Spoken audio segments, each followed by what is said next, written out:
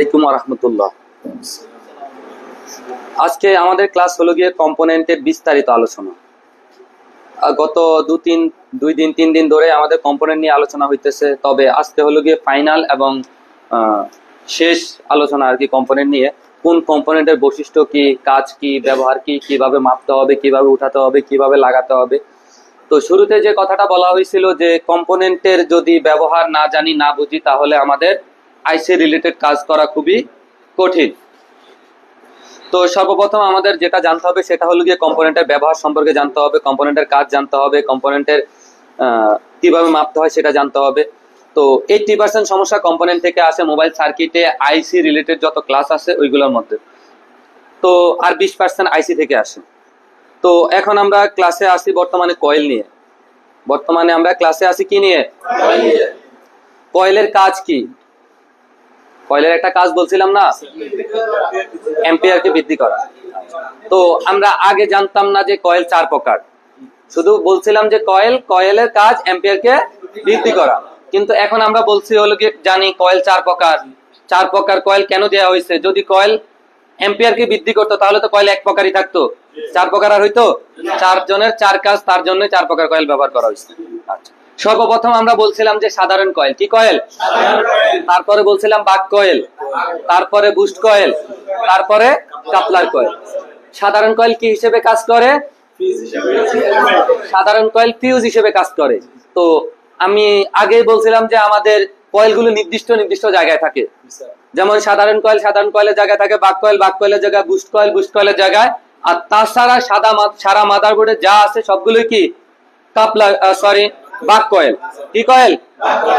আচ্ছা, তো আমরা আগে দেখে নেই সাধারণ কয়েল। কি কয়েল?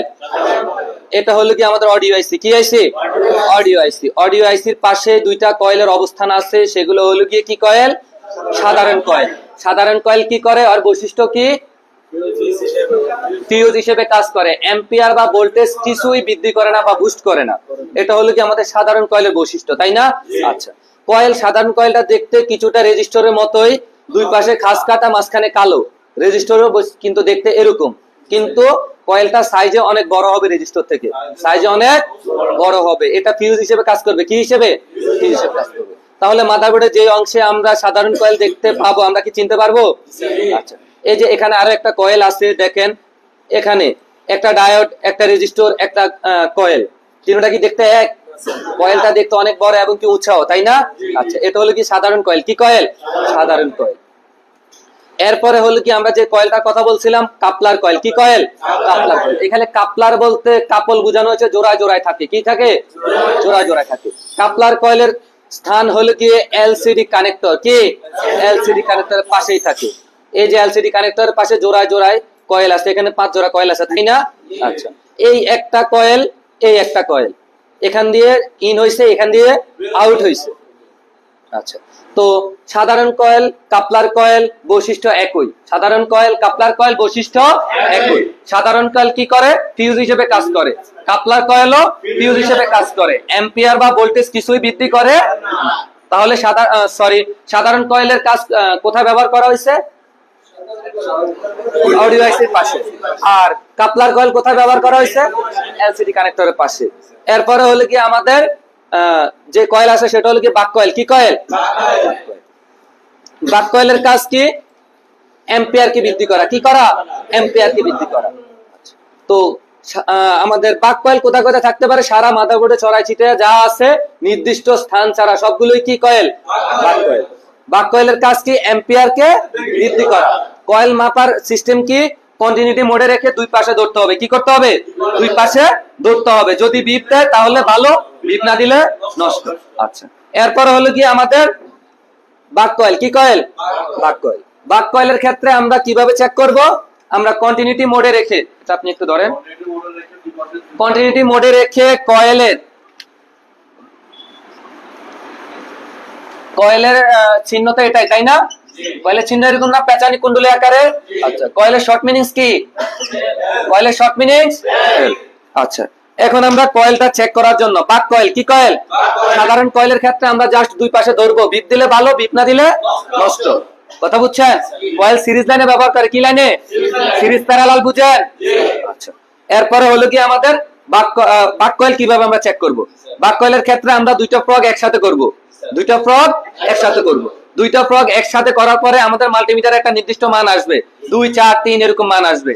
এরপর আমরা কি করব, যে মানটা আসছে ওই কয়েলের দুই পাশে ধরবো। উঠানোর পরে কি করতে হবে, উঠিয়ে কি করতে হবে, উঠিয়ে উঠিয়ে যদি ধরার পরে একই মান আসে তাহলে আমাদের বাক কয়েল ভালো, তাহলে আমাদের বাক কয়েল ভালো। আর সর্বোচ্চ 1 পর্যন্ত বেশি আসতে পারবে, কত, সর্বোচ্চ 1 বেশি আসার সুযোগ আছে। সেই ক্ষেত্রে যদি আরো বেশি আসে তাহলে কি কয়েল নষ্ট, কয়েল লিকেজ যেটাকে বলে। তাহলে আমরা বাক কয়েল মাপতে পারবো। আচ্ছা, তাহলে বাক কয়েল কোথায় কোথায় থাকে আমরা দেখে নেই। এই যে চার্জিং আইসির পাশে একটা কয়েল আছে যেটাকে আমরা বিপিএস কয়েল বলি, এটা একটা বাক কয়েল, তাই না? আচ্ছা, বাক কয়েলের সবচেয়ে বেশি দেখা পাবেন আপনি হলো গিয়ে আমাদের পাওয়ার আইসির পাশে। কোথায়? পাওয়ার আইসির পাশে সর্বনিম্ন 4টা, সর্বোচ্চ 9টা 10টা 11টা কয়েলও থাকে কোন কোন মোবাইলে আমরা দেখি। তো এগুলো হলো কি আমাদের বাক কয়েল। কি কয়েল?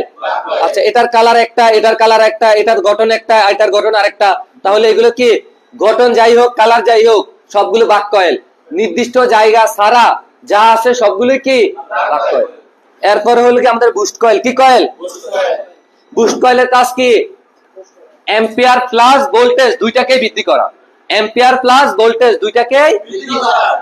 কথা বুঝেন নাই মনে হয়। বাক কয়েলের কাজ কি ছিল? শুধু অ্যাম্পিয়ার বৃদ্ধি করা। আর বুস্ট কয়েলের কাজ অ্যাম্পিয়ার প্লাস ভোল্টেজ দুইটাই বৃদ্ধি করা। আপনার বুস্ট কয়েল সারা মাদারবোর্ডে এক জায়গায় থাকবে। কোথায়? এলসিডি লাইট আইসির পাশে। কোথায়?